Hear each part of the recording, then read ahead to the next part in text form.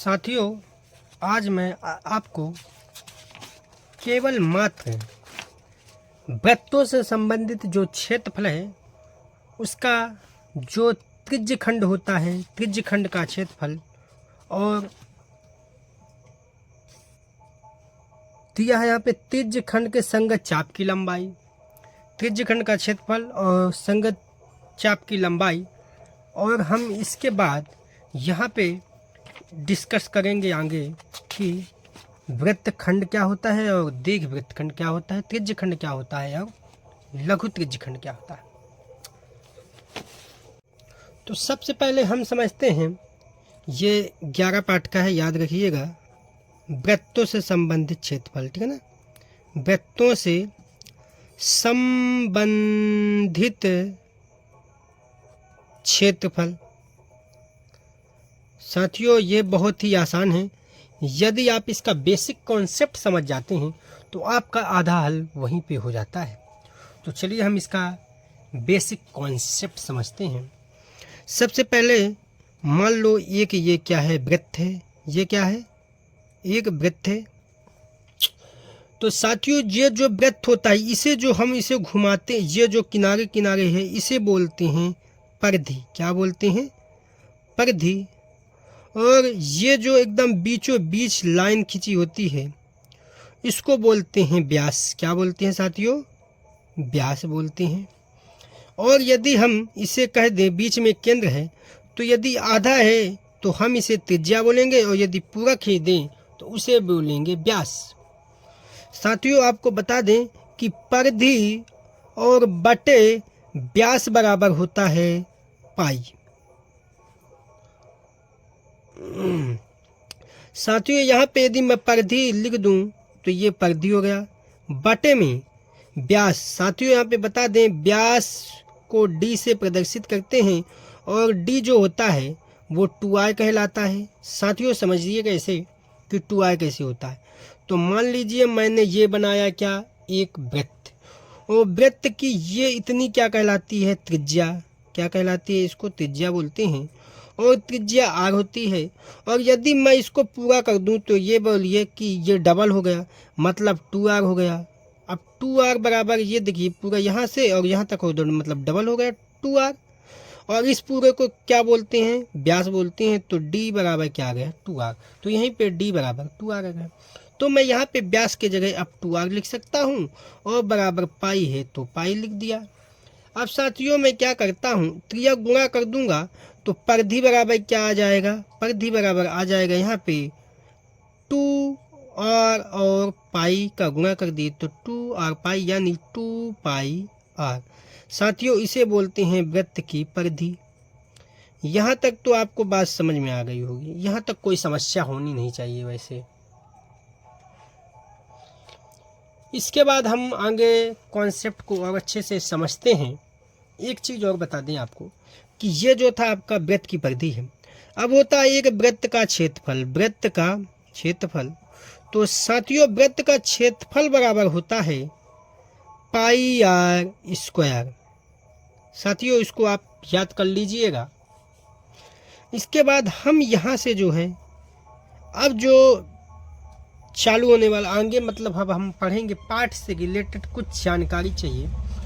तो जैसे अपन को पूछता है त्रिज्यखंड का क्षेत्रफल, क्या पूछेगा? त्रिज्यखंड का क्षेत्रफल, त्रिज्यखंड का क्षेत्रफल। और त्रिज्यखंड का क्षेत्रफल साथियों होता है सूत्र थीटा बटे 360 गुणते पाई आर स्क्वायर। इतनी बात तो यहाँ तक समझ में आ गई होगी। अब हम समझते हैं कि आखिर ये क्षेत्रफल आता कैसे है। तो साथियों, यहाँ पे यदि मैं कहूँ कि ये मान लो एक क्या है, वृत्त है, ये वृत्त हो गया, और वृत्त के बीच का एक केंद्र होता है, तो ये केंद्र मैंने बना लिया। यहाँ पे साथियों केंद्र बना लिया तो मैंने त्रिज्या, यहाँ ये त्रिज्या हो गई। और जब त्रिज्यखंड बोलता है तो एक त्रिज्या और खींच लेते हैं, 2 त्रिज्या हो गई। और इस त्रिज्या और इस त्रिज्या बीच के और पूरा का यहाँ तक का भाग, यही त्रिज्यखंड का क्षेत्रफल कहलाता है। यहाँ तक तो बात समझ में आ गई होगी। इसे बोलते हैं त्रिज्यखंड का क्षेत्रफल। तो यही त्रिज्य खंड का क्षेत्रफल यहाँ पे ये दिया हुआ है। अब आप सोच रहे हैं थीटा कैसे आया और 360। तो साथियों ये बताइए, इस पूरे वृत्त का यदि हम बोलें कि इस पूरे वृत्त को यदि घुमाए चारों साइड तो इसका कोण कितना बनेगा, तो आप कहेंगे 360 डिग्री का कोण बनेगा। जी हाँ, 360 डिग्री का कोण बनेगा। और यदि मैं ऐसा कहूँ कि यहाँ से मैंने त्रिज्या ली और मैंने यहाँ से त्रिज्या ली तो यहाँ भी एक कोई कोण बनेगा, यहाँ तक कोई कोण बनेगा। तो हमें इस कोण क्या बन रहा है वो कोण आपको मान में दिया जाएगा। तो यहाँ तक जो कोण बन रहा है, इस दोनों त्रिज्याओं के बीच जो कोण बन रहा है उसे हम क्या मानते हैं, थीटा, जो हमने यहाँ पे मान लिया है। अब ये बताइए, इस पूरे 360 में से और हम जो थीटा निकाले हैं हम इसका मान ज्ञात कर रहे हैं, इसलिए हम थीटा जो दिया रहेगा वहाँ थीटा पे मान रखेंगे। और पाई आर स्क्वायर ये तो पूरा वृत्त का क्षेत्रफल ही होता है। मतलब ये कहने का हुआ कि इस पूरे क्षेत्रफल में से केवल आपका थीटा कोण जो बन रहा है इतना, तो इतना क्षेत्रफल निकल रहा है। तो यही कहला गया क्या, त्रिज्य खंड का क्षेत्रफल। आपको एक और बात साथियों यहाँ पे बता दें, यहाँ तक तो कोई समस्या नहीं होनी चाहिए। आपको समझ में आ गया होगा कि थीटा हम क्यों लेते हैं। अब मान लिए त्रिज्य खंड का क्षेत्रफल है, आपको कभी कभी लिख कर दे देता है लघु त्रिज्य खंड का क्षेत्रफल। तो लघु त्रिज्य खंड का क्षेत्रफल बोले या संगत त्रिज्य खंड का क्षेत्रफल बोले, एक ही बात है, सेम वही एक ही चीज़ है। अब यदि ऐसा बोले दीर्घ त्रिज्य खंड का क्षेत्रफल, दीर्घ त्रिज्य खंड का क्षेत्रफल ज्ञात कीजिए, तब आपको साथियों सूत्र सेम लगेगा ही, थीटा बटे 360 और गुणते पाई आर स्क्वायर। थीटा में कोई बदलाव नहीं, वो मतलब सूत्र में कोई बदलाव नहीं, केवल मात्र बदलाव होगा तो वो आपके इस थीटा के मान में। सोचिए कैसे, जैसे मैंने आपको बताया इधर पे कि ये पूरा क्या है, वृत्त है, और वृत्त में से इतना हमने त्रिज्य खंड जो निकाला है इसको बोलते हैं, हमने जो निकाला ये लघु त्रिज्य खंड है। और हमको जो बोला है वो दीर्घ त्रिज्य खंड बोला है। दीर्घ त्रिज्य खंड का मतलब ये हुआ कि साथियों जैसे पूरे वृत्त में से इतना तो ये लघु त्रिज्य खंड है, तो बाकी जो बाहर बचा हुआ है, तो आप खुद बताइए ये बड़ा भाग है कि ये बड़ा भाग है, तो आप कहेंगे ये वाला बड़ा भाग है। तो ये बड़ा भाग का तो कोण हमें अभी पता नहीं कि इसका थीटा का मान कितना है, तो कैसे पता चलेगा। तो देखिए हम जानते हैं पूरे वृत्त का कितना डिग्री कोण होता है, 360 डिग्री। और इस 360 डिग्री में जो त्रिज्य हमको कोण दिया रहेगा, तो अभी कितना दिया है, 60 डिग्री। तो हम यही कोण 360 घटा देंगे, 360 में से 60 तो कितना आ जाएगा, 300। यानी थीटा का मान अब कितना हो जाएगा यहाँ पे, 300। तो आप यहाँ पे थीटा का मान अब क्या रखेंगे, 300। आई होप आपको समझ में आ गए होंगे। चलिए अब हम चाप की लंबाई और मतलब दोनों संगत चाप की लंबाई और लघु चाप की लंबाई के बारे में समझते हैं। साथियों अब मैं आपको लघु चाप की लंबाई बताऊंगा। लंबाई आपको केवल चाप की लंबाई का सूत्र आपको याद रखना, किसका, चाप की लंबाई का सूत्र। और चाप की लंबाई का सूत्र होता है थीटा बटे 360 गुणते, और चाप की लंबाई तो यहाँ 2 पाई आर हो जाएगा। साथियों यहाँ पे बता दें, चाहे लघु चाप की लंबाई बोले या संगत चाप की लंबाई बोले, आपको सूत्र यही लगाना है, कौन सा, थीटा बटे 360 गुणते 2 पाई आर। साथियों यहाँ पे एक बात और बता दें हम कि आखिर चाप किसे कहते हैं, चलिए देखते हैं यहाँ पे। तो जैसे यहाँ पे साथियों इतनी बात तो आपको पता है, इस पूरे भाग का जो हम यहाँ पे किया करते थे, तो ये पूरा भाग क्या कहलाता है, त्रिज्य खंड।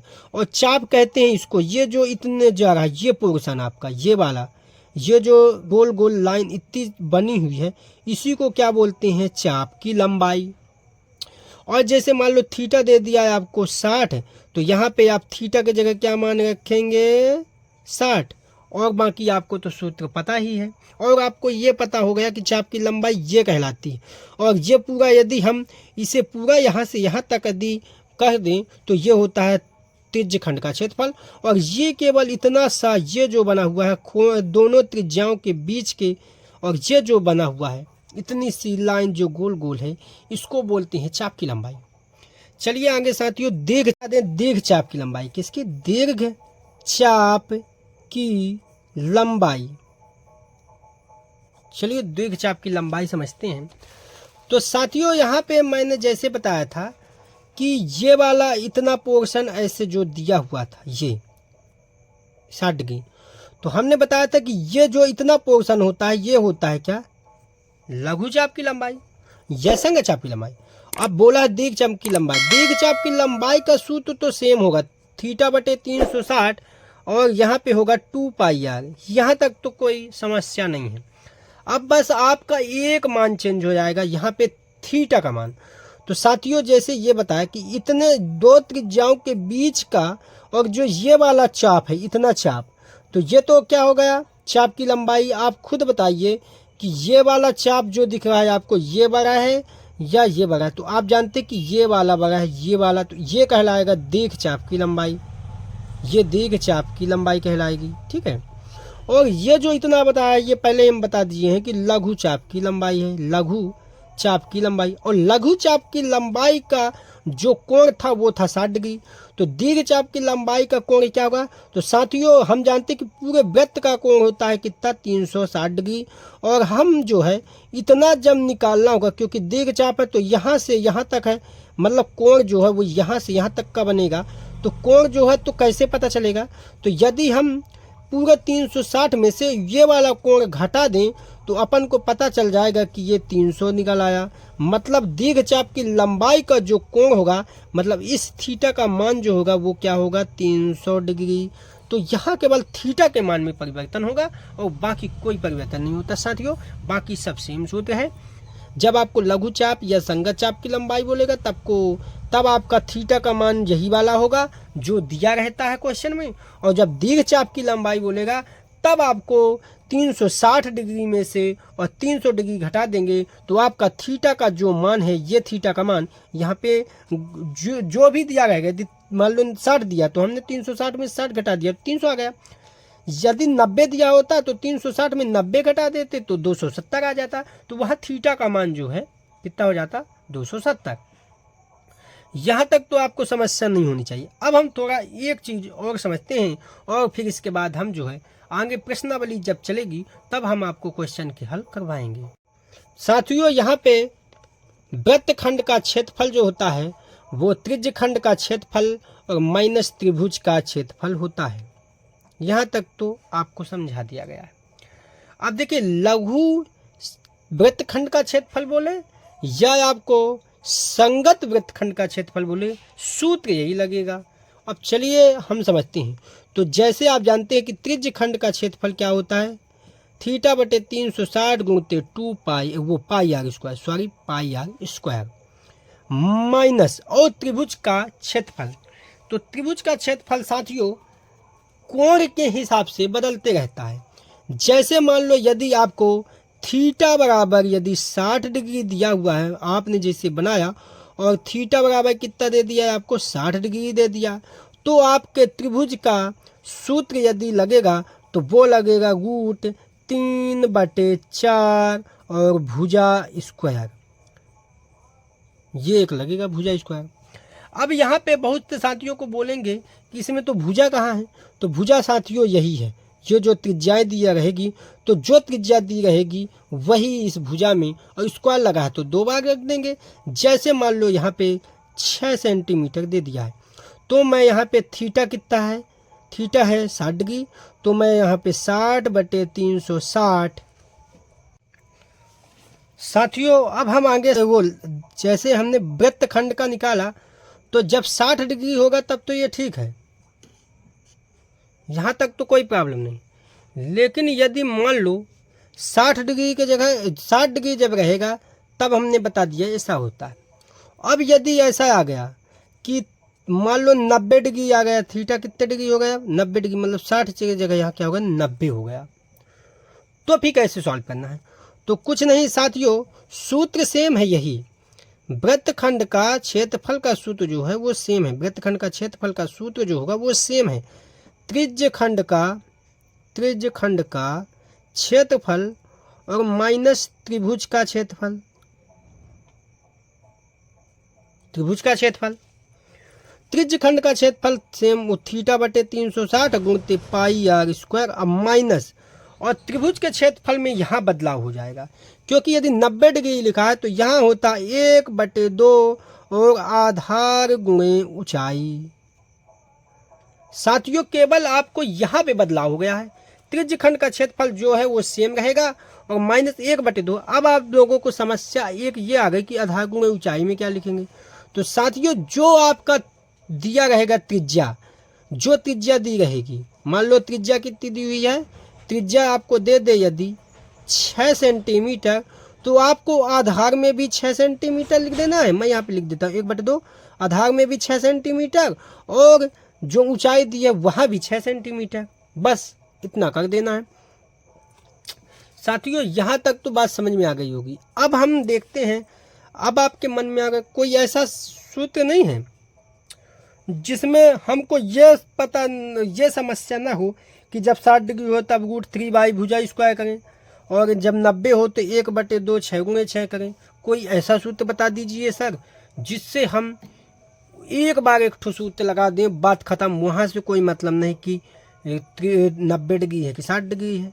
तो साथियों बहुत ही आसान है, तो लीजिए आपके लिए ये आप कर दीजिए, वृत्तखंड का क्षेत्रफल और बराबर त्रिज्य खंड का क्षेत्रफल, क्या त्रिज्य खंड का क्षेत्रफल और माइनस 1/2 आर स्क्वायर और साइन थीटा। साथियों अब यहाँ पे आपकी समस्या खत्म हो गई। अब यहाँ पे आपको केवल थीटा यदि 60 डिग्री दिया है तो त्रिज्य खंड का क्षेत्रफल तो सेम होगा 360 गुणित pi r square minus 1/2 r square. तो आर स्क्वायर तो आपको समझ में आ गया। यहाँ केवल साइन, और यदि 60 डिग्री दिया है तो यहाँ साइन 60 कर दोगे, यदि साइन थीटा बराबर 90 डिग्री दिया है तो यहाँ 90 कर दोगे। तो साथियों यदि 90 है तो 90 तो यहाँ रहेगा ही, साथ में ये 90 इधर भी आ गया। अब लीजिए समस्या खत्म। मान लो यहाँ पे 90 डिग्री मैंने लिख दिया तो 1/2 यहाँ तो होगा ही, अब यहाँ पे जगह नहीं रहेगी साथियों। तो देखिए 1/2 है तो 1/2 तो फिक्स है कि रहेगा। चलिए देखिए थीटा 90 डिग्री है तो 90/360 गुणते पाई अभी आर स्क्वायर ऐसे ही रख देते हैं, माइनस 1/2 तो 1/2 आर है तो आर का मान जो भी त्रिज्या दिया होगा वो अगुणती, साइन 90 का मान 1 होता है तो लो 1 रख दिए, कोई समस्या नहीं, बात खत्म। यदि आपको थीटा बराबर कितना दे दे, यदि आपको थीटा बराबर दे दे कितना 60 डिग्री, तो आपको सेम यही रखना 90/300, यहाँ 60 हो जाएगा थीटा की जगह। अब यहाँ थीटा की जगह क्या हो जाएगा 60, तो 360 पाई आर स्क्वायर माइनस 1/2 गुणते आर स्क्वायर गुणते, अब देखिए 1/2 था तो 1/2 आर स्क्वायर था तो आर स्क्वायर, साइन 90 की जगह हो जाएगा साइन 60, क्योंकि अब आप थीटा क्या ले रहे हैं 60, और साइन 60 का मान क्या होता है साथियों, तो साइन 60 का मान होता है, साइन 60 का मान होता है √3/2, तो यहाँ √3/2 कर देंगे, बस हो गया। फिर ऐसे ही तो आपका आंसर ये ज़्यादा आसान कहलाएगा।